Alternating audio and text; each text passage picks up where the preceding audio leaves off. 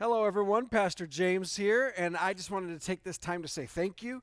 You are at a small group, and for us, this is where the stuff happens. This is where transformation happens. This is where connection happens. We really do believe that circles are better than rows, and this is a time for us to get in circles, see each other's face, and share stories. So thank you so much for being here.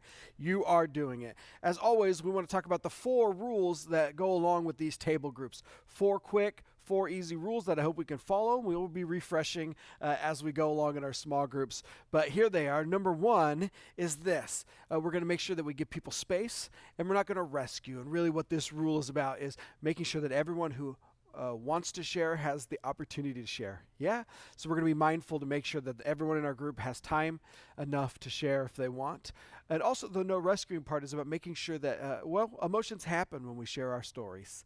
And so we are going to be mindful to not try to prevent emotion or stop emotion. We're going to let emotion happen. Emotions are good. They're going to come out. We're going to make sure we're comfortable with people's emotional responses. So that's what that's about. Don't be rushed to stop emotional expression, and making sure everyone has a chance and time to share.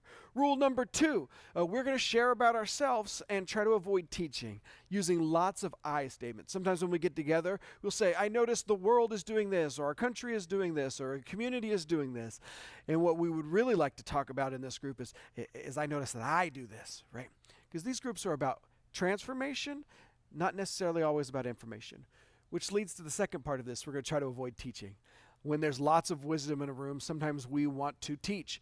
And when someone is sharing a problem they have, sometimes we jump into issues and solutions instead of letting people share. So let's avoid unsolicited advice and making sure that we're using lots of I statements. Sound good? Awesome. Rule number 3 is this. We're going to be present and try to avoid side conversations. And what that means here is that we're going to bring our full selves. We're going to try not to come distracted. We're going to try to come sober. We're going to try to minimize our phones. And out of respect for the people that are sharing, we're going to try to minimize side conversations between us while somebody else is talking.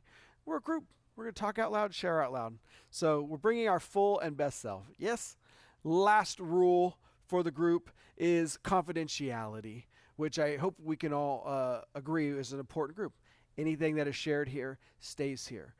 And one caveat that we add to that is that even if everyone in that group is somewhere else talking and somebody else is not there, let's try to avoid talking about what's shared in that group. Say there's 3 people in the group and someone shared something. The other 2 people aren't talking about it at home. This builds trust and it adds a level of confidence so that people can share what is on their heart and what the Lord is doing in their life. Ultimately, again, I hope you have a great time. I really do believe that this is where the magic happens. And just know that I'm praying for you. I appreciate you. Have a wonderful time. Blessings.